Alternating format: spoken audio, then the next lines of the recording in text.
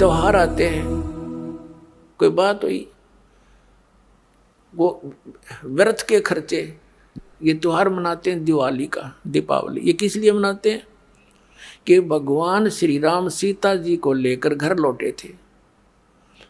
और फिर चलो पहले तो देसी घी के दीप जलाए जाते थे, हवन हो जाता था, वो भी बढ़िया बात थी, लेकिन एक दिन हवन कर देने से बात नहीं बनती। अपना रोज लगावे घी की दीप है, रोज हवन करे वो। और जब सीता जी को घर से निकाला, फिर भी मनाओ तुम उसने, फिर भी दिवाली मना रहे हो। सीता तो घर से निकाल दी गई थी जिसके आने की खुशी में,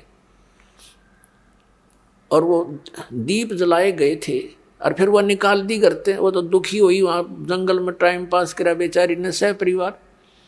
और श्री राम घर पे, परिवार उसका जंगल में, चाहे राजा के कुछ भी बना रहो, एक छोटे से नगर का राजा, अयोध्या का राजा था, चाहे राष्ट्रपति बने जाए पूरी पृथ्वी का, जिसका परिवार कहीं रहा कहीं वो जीव सुखी हो सकता है, और फिर भी दिवाली मनावें और दीप जलावें। तो इस तरह की जो क्रियाएं हैं ये परंपरा है, सूझबूझ का कार्य नहीं है। फिर बम छोड़ते हैं त्योहार के दिन, कितना प्रदूषण फैलाते हैं, आग लग जाती है। तो यह परंपरा बनाई तो बच्चे आकर्षित हुए, इसको समाप्त करेंगे धीरे धीरे। और क्या की खुशी, एक भगत कह रहा था, बोला जी नाम लेने के बाद ज्ञान हुआ हमें, और पहली बार त्योहार मनाया हमने अपना। हमने 10 वर्ष हो गए ना दिवाली मना ली, ना तीज त्योहार मनाए, और ना होली मनाई। कारण क्या रहा कि हमारा परिवार है, 5-6 भाई हैं मेरे दादा रे, उसमें किसी का कोई मृत्यु हो जाती है, कभी हमारे घर में हो जाती है। पिछली बार मेरी बहन विधवा होगी, सारा 1 साल तो फिर मनाना ही नहीं कुछ भी, 1 वर्ष पूरा नहीं हुआ इतना दूसरी घटना घट लेती है। और 10 वर्ष हो गया हमने कोई त्योहार मना के नहीं देखा। फिर कहाँ गई वो दीपावली। और परमात्मा कहते हैं इसे गंदे लोक में, जैसे नानक साहब जी से कहा था कि आप यहाँ खुशी नजर नहीं आते, मायूस बने रहते हो। तब नानक साहब जी ने कहा था, ना जाने काल की कर डारे, किसी भी ढल जा पासावे, अर्जिन आते सरते मौत खुड़क दी, उन्होंने के डांसावे। एक समय एक लड़के का ब्याह था, पहले दिन डीजे बजा रहे, घर में भी नाचे कूदे, बहन भी उसकी घुड़चड़ी पे उसका जो निकाली हुआ फेरी, वो भी चित्र समाचार पत्र में। अगले दिन विवाह के लिए जा रही थी बारात, वो दुल्हे वाली कार टकरा गई एक टैंकर से, ट्रक से या टैंकर से। 6-7 सदस्य थे, घर के भी थे उसमें 2-3 और वो दुल्हा भी, सारे मर गए। अब फिर टक्कर मार मार कर रो रहे हैं, बाल पाट रही हैं वो बहनें, पहले दिन जो डांस कर रही थी, नाचन कूदने फंड कर रही थी। तो परमात्मा कहते, ना जाने काल की कर डारे, किस भी ढल जा पासा वे, अर्जिन आते सरते मौत खुड़क दी। फिर क्या किया, हंसी यहाँ पर क्या डांस करें, टाइम पास करो, विवाह करो, बच्चों का संयोग जोड़ दो सिंपल वे से। ब्याह तो 2 बालका का होना है, बाकी तो फंड है, हो कितने इकट्ठे कर लो चाहे ना कर लो। तो इस प्रकार हमने इस प्रत्येक परंपरा को रिड्यूस करना है। कहते हैं जगत का पेखना पेख्या, धनी का नाम ना लेखा। अब एक दूसरे के सिर पर धरे बैठे, उसने ऐसे कर दिया, उसने ऐसे कर दिया, किंतु जो करने वाले का तो जिक्र भी नहीं। तो इस प्रकार वो त्रेता युग में आए थे भगवान मुनिंदर रूप में परमात्मा। उस समय नल नील को स्वस्थ किया, और श्री रामचंद्र जी के ऊपर जो पहाड़ जैसा दुख था वो पुल बनवाया। और परमात्मा कहते हैं कि धर्मदास जी को समझाते हैं कि तुम इन राम कृष्ण को भगवान मान बैठे, किस आधार से, एक छोटे मोटे इनकी लीला देखकर। कैसे कि श्री कृष्ण जी को तुमने राम मान लिया, भगवान मान लिया, कि उसने गोवर्धन पर्वत उठा लिया, गिरिराज बोलो जिसने। और आपके पुराण बताते हैं, आप खुद कथा सुनते और सुनाते हो कि शेष नाग सारी सृष्टि न ठारा, जिसको ऊपर पृथ्वी भी सारे लोग ग्रह भी प्रह भी।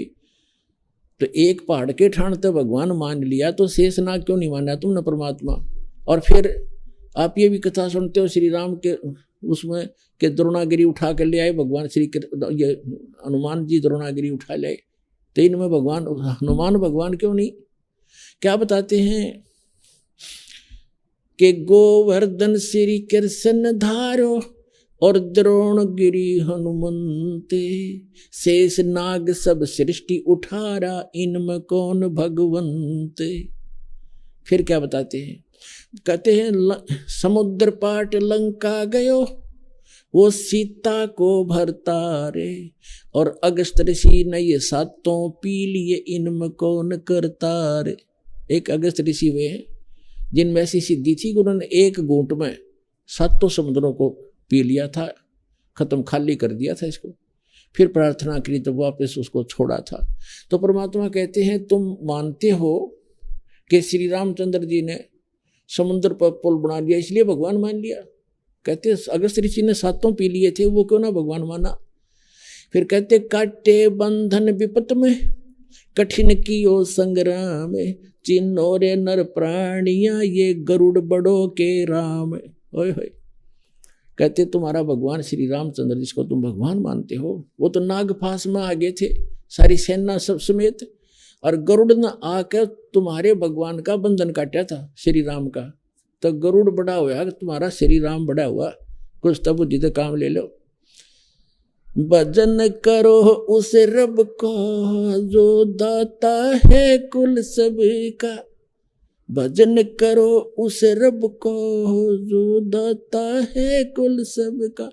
वो है कबीर इज गॉड, धानक रूप रहा करतार, अनंत कोट ब्रह्मांड का एक रति नहीं भार, और सतगुरु पुरुष कबीर है ये कुल के सरजनार। हम सुल्तानी नानक तारे दादू को उपदेश दिया, जात जुलाहा भेद नहीं पाया वो काशी माए कबीर हो। बोलो सतगुरुदेव।